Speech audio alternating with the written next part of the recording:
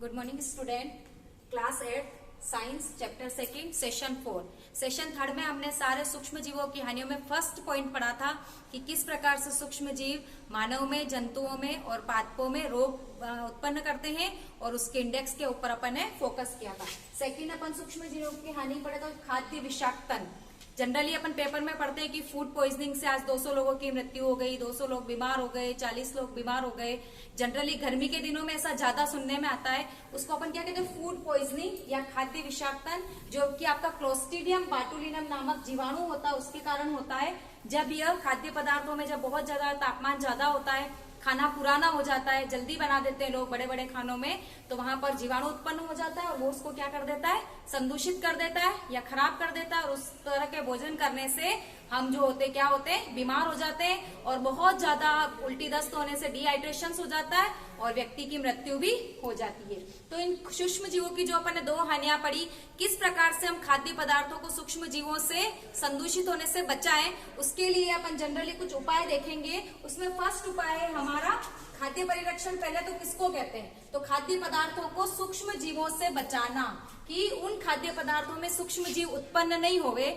इस प्रकार की क्या क्या अपन पद्धति अपना सकते हैं, क्या क्या अपन उसमें प्रोसेस में ले सकते हैं जिससे आपका खाद्य पदार्थ क्या हो, खराब नहीं हो। उसमें फर्स्ट है आपका रासायनिक उपाय, जिसमें अपन कुछ केमिकल्स मिलाते हैं और वो खाद्य पदार्थ जो होता है वो खराब नहीं होता है। उसमें जैसे नमक, खाद्य अम्ल जिसको अपन सिरका कहते हैं, एसिटिक अम्ल। अम्ल 2 प्रकार के होते हैं, औद्योगिक और खाद्य। खाद्य अम्ल को हम खा सकते हैं जो जनरली टमाटर में, एप्पल में, नींबू में, आंवले में पाया जाता है।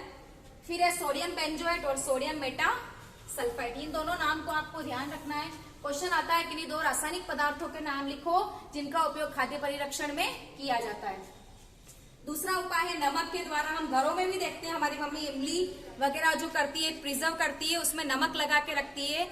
वो नमक क्या करता है, उसमें से अतिरिक्त जल की मात्रा को रिमूव करके अपना स्थान ले लेता है। इस कारण से खाद्य खराब नहीं होता। इसका एग्जाम्पल है मांस को प्रिजर्व करने में, मछली को, आम, आंवला, इमली इत्यादि को प्रिजर्व करने में नमक का उपयोग कर सकते हैं। नमक जो होता है वो क्या करता है, जीवाणु की वृद्धि को क्या करता है, रोकता है, जिससे खाद्य पदार्थ जो होते हैं वो खराब नहीं होते। थर्ड है आपका चीनी द्वारा। चीनी यानी शक्कर, जैसे कि जैम, जेली, स्क्वैश, इन सब में क्या होता है, नमी कम हो जाती है। उस नमी का स्थान कौन ले लेता है, चीनी, जिससे उसके अंदर सूक्ष्म जीवाणु उत्पन्न नहीं होते और वो पदार्थ खराब नहीं होता। फोर्थ है तेल और सिरका। हमारे घर पे मम्मी अचार डालती है तो अचार के ऊपर थोड़ा सा तेल की लेयर आनी चाहिए। क्या होता है, जिससे वायु और उस मसाले का कांटेक्ट ब्रेक हो जाता है। उसका स्थान कौन लेता है, बीच में तेल। इस कारण से सूक्ष्म जीव उसके अंदर प्रवेश नहीं कर पाते और लंबे समय तक अचार जो होता है वो आपका प्रिजर्व रह सकता है। अचार, फल, सब्जियां, मछली, मांस, जो बाजार का अचार आता है उसमें खट्टापन ज्यादा होता है। वो किसके कारण से, सिरके के कारण से। एसिटिक अम्ल का कुछ जलीय भाग होता है सिरका, जो कि उसको क्या करता है, प्रिजर्वेशन या प्रिजर्व रखने का या परिरक्षण का काम करता है। फिफ्थ पॉइंट है गर्म व ठंडा करना। हम घर पे देखते हैं कि दूध वगैरह लाते हैं तो तुरंत उसको उबाला जाता है। अगर कुछ समय तक बिना उबाले रखा जाए तो दूध खराब हो जाता है, जिसको अपन कहते हैं फट जाता है, यानी कि उसके अंदर सूक्ष्म जीव जो है वृद्धि करना शुरू कर देते हैं। तो उबाल कर या फ्रीज में रखकर, जनरली देखते हैं खाद्य पदार्थ रेफ्रिजरेटर या फ्रीज में रखा जाता है। फ्रीज का तापमान सामान्य कमरे के तापमान से बहुत कम होता है, तो कम तापमान पर सूक्ष्म जीवों की वृद्धि जो होती है वो कम या नहीं के बराबर होती है। इस कारण से खाद्य पदार्थ अधिक लंबे समय तक सुरक्षित रह सकते हैं। एक टर्म्स आपकी आ रही है पाश्चुरीकृत, जिसको सबसे पहले लुई पाश्चर ने बनाया था, इसीलिए इसके सम्मान में इसका नाम क्या दे दिए गए हैं, पाश्चुरीकृत। इसमें कुछ नहीं करते, दूध को 70 डिग्री सेल्सियस पर लगभग 15 से 30 सेकंड तक गर्म किया जाता है।